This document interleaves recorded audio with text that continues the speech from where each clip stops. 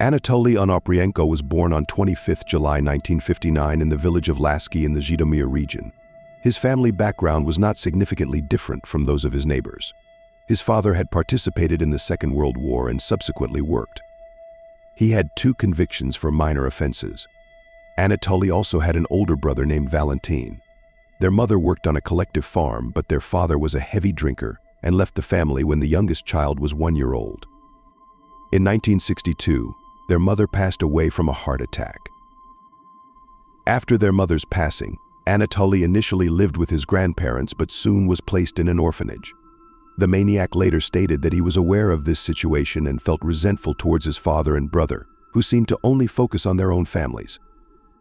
During his time in the orphanage, the boy's life was challenging, with him being teased and bullied by older children.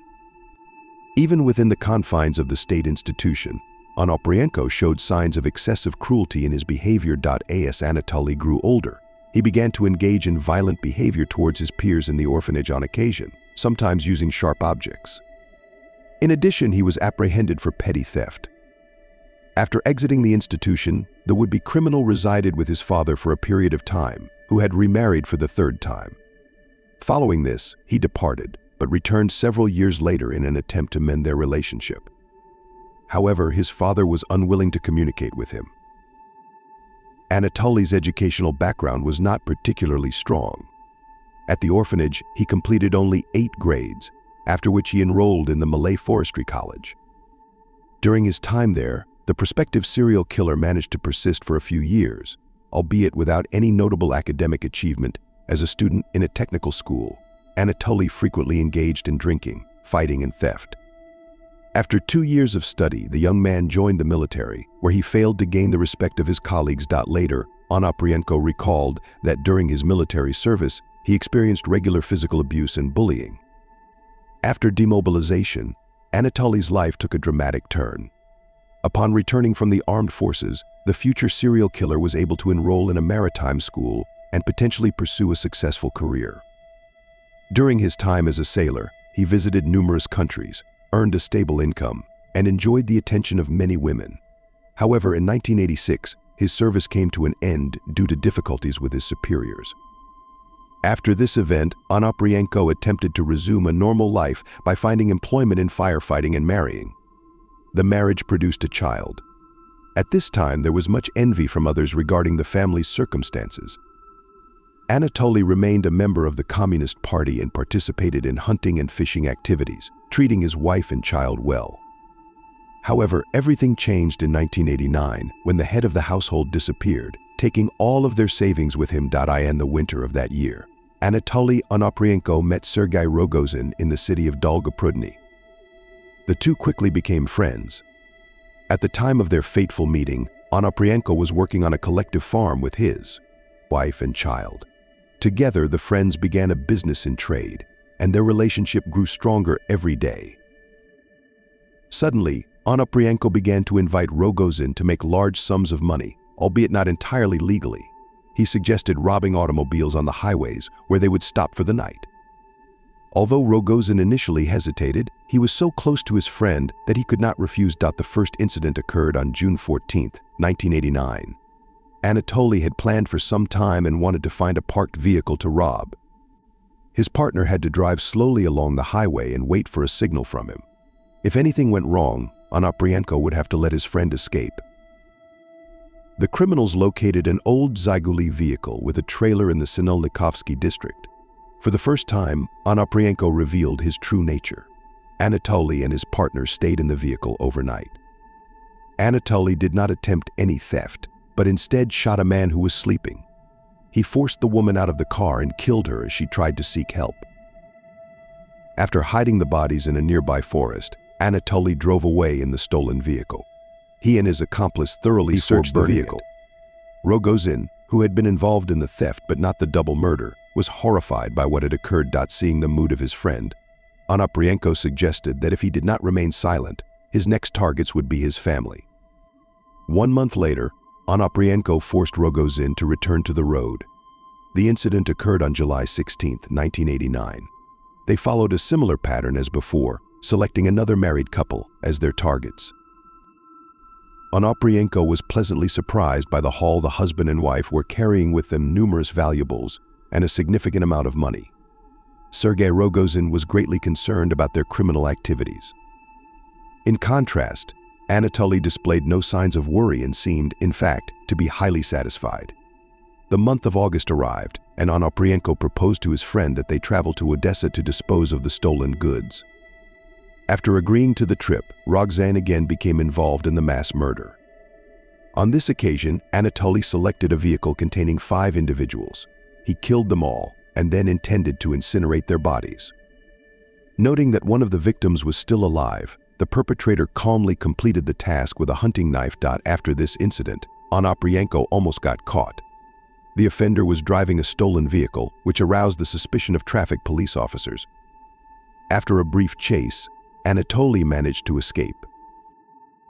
The Ukrainian man, Onoprienko, took the deaths of 5 people very personally. He later stated that he sympathized with his victims but feared leaving witnesses. The perpetrator claimed that he considered committing suicide while also fearing becoming a victim of robbery or homicide. After some time, Anatoly acquired fake documents and traveled to Europe, visiting several countries before settling in Germany. There, he was repeatedly deported using forged documents, but immediately returned with new ones. In Germany, Anatoly held part-time jobs as a kitchen worker, dishwasher, and gardener, attempting to apply for asylum but being denied. Then, Onoprienko had a brilliant idea: if he were to go to prison, he would surely receive citizenship. He began to engage in petty theft and was subsequently imprisoned in Europe, twice, in Germany and Austria. However, he was unable to change his nationality. After 4 years, Anatoly Onoprienko was returned to Ukraine. The same year, following another return, the serial killer chose to remain in the country. At that time, the situation in Ukraine was challenging.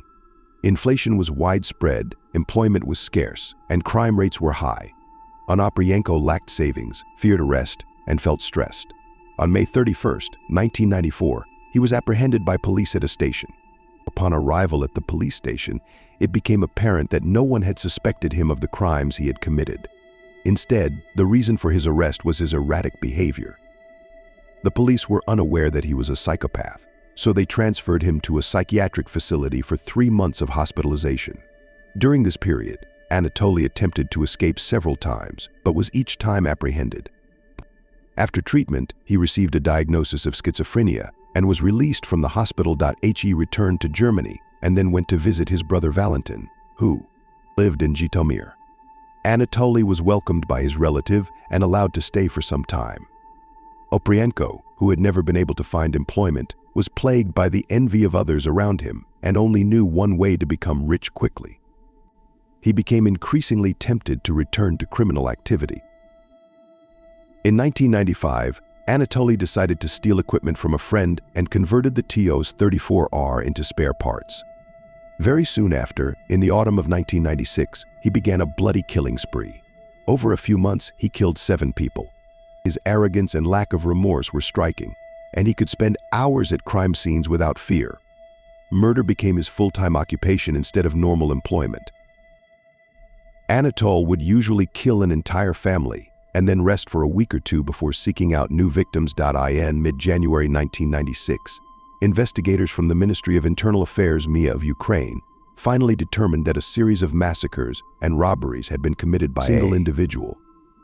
These incidents formed a pattern, but the perpetrator continued to commit crimes with little to no evidence left behind. The series of murders led to public unrest and panic among civilians in Ukraine, and several innocent people were mistakenly arrested as suspects. Onoprienko himself was detained on 3 occasions, each time being quickly released. Thanks to circumstantial evidence, law enforcement officials obtained an arrest warrant for Anatoly Onoprienko on April 14, 1995. At the time, the criminal was residing in the city of Yavoriv with his unmarried partner, Anna. During a search of their residence, law enforcement officers discovered a significant amount of stolen property. There was little doubt regarding the suspect's culpability. No one who personally knew him believed that Onoprienko could be described as a maniac.